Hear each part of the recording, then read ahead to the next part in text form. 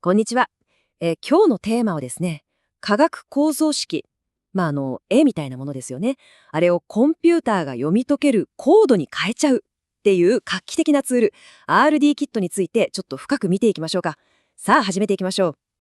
う。この画面に出ている問いかけ、これこそが今の科学が直面している、とてつもなく大きな壁なんですよね。考えてみてください。新しい薬を作るにしても、新しい材料を開発するにしても、可能性のある化合物って、もう文字通り星の数ほどあるわけです。その中からたった一つの当たりをどうやって見つけるのか。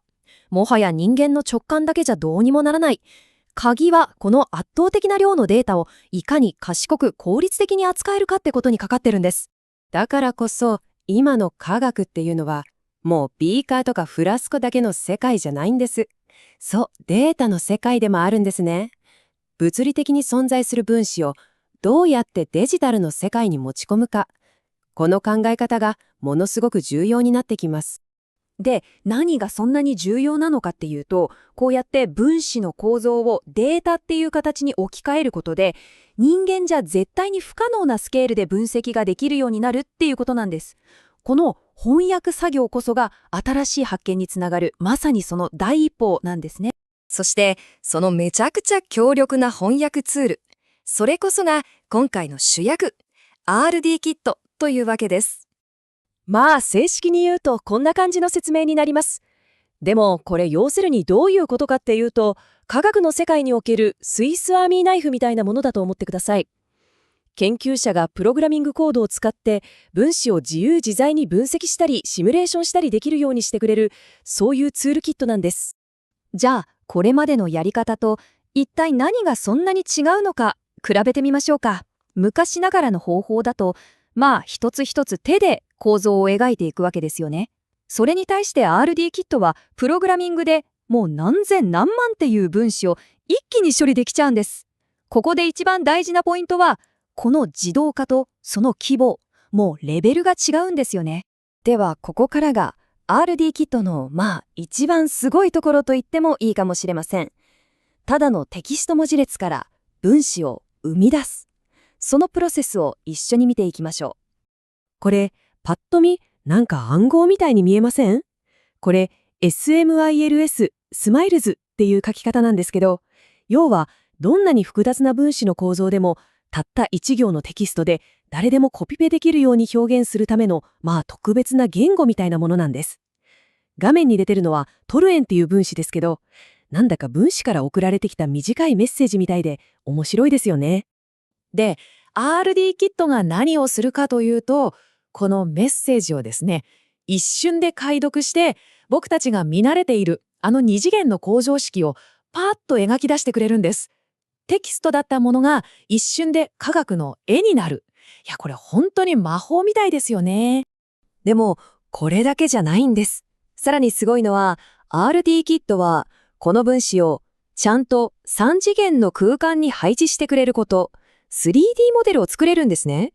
これができると何が嬉しいかっていうと、分子のリアルな形とか、他の分子とどうやってくっつくのかとか、より現実に近いシミュレーションができるようになるわけです。いやー、この一連の流れ、本当にパワフルだと思いませんか？たった一行のシンプルなテキストから始まって、ほんの数行のコードを書くだけで、研究に使える分子のモデルが手に入っちゃう。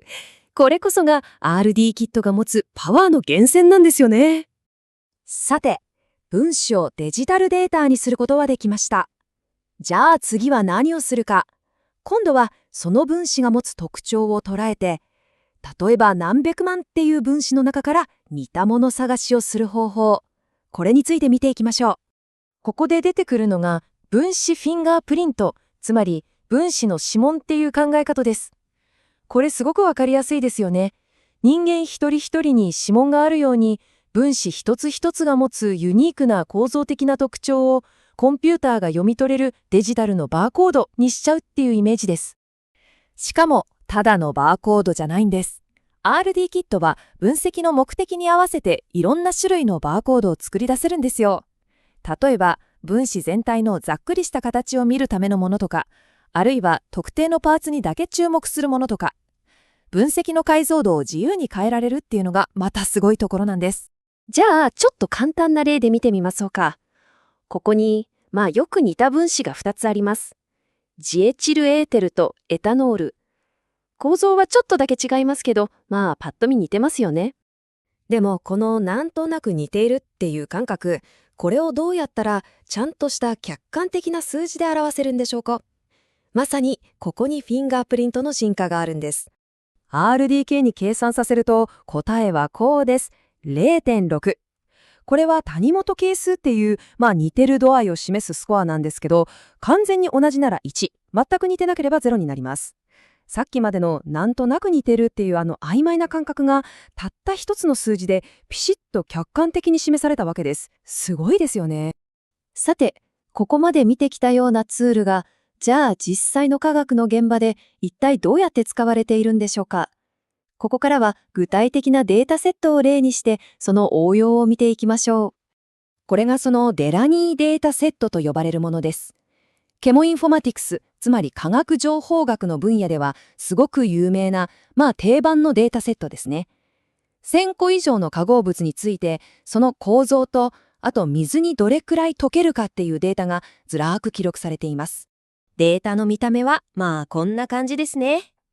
スマイルズで書かれた構造式と分子量とか水への溶けやすさとかそういう実験データが並んでるわけです。でも正直この表をただ眺めてるだけだと何が何だかさっぱりわからないですよね。そこでいよいよ RD キットの出番です。この1000個以上のデータをまず一瞬で全部読み込んじゃう。で、それぞれの分子についていろんな特性を計算してフィンガープリントを使って似たもの同士をグループ分けする。そしてここが一番重要なんですけど、このデータから法則性を学習させてまだ誰も作ったことのない未知の分子の性質を予測するモデルまで作れちゃうんです。ここまで来るともうお分かりですよね。RD キットみたいなツールはもはや単なる研究の補助的な道具じゃないんです。科学っていう学問そのもののあり方を根本から変えつつあると言ってもいいかもしれません。まさにこの言葉が全てを物語っていますよね。実験室での地味な試行錯誤とコンピューター上での大規模なシミュレーションや予測、この2つが合わさることで新しい薬や材料を見つけ出すスピードがもう劇的に上がっていくわけです。もはや SF の世界の話じゃないんですよね。RD キットが切り開いた道っていうのはまさにこういう未来にまっすぐつながっているんです。次に世界を救う薬が実験室のフラスコの中からじゃなくて1個のコードの中から見つかる。もしかしたらそれはあなたのコンピューターの中から生まれるのかもしれません。今回の話はここまでです。どうもありがとうございました。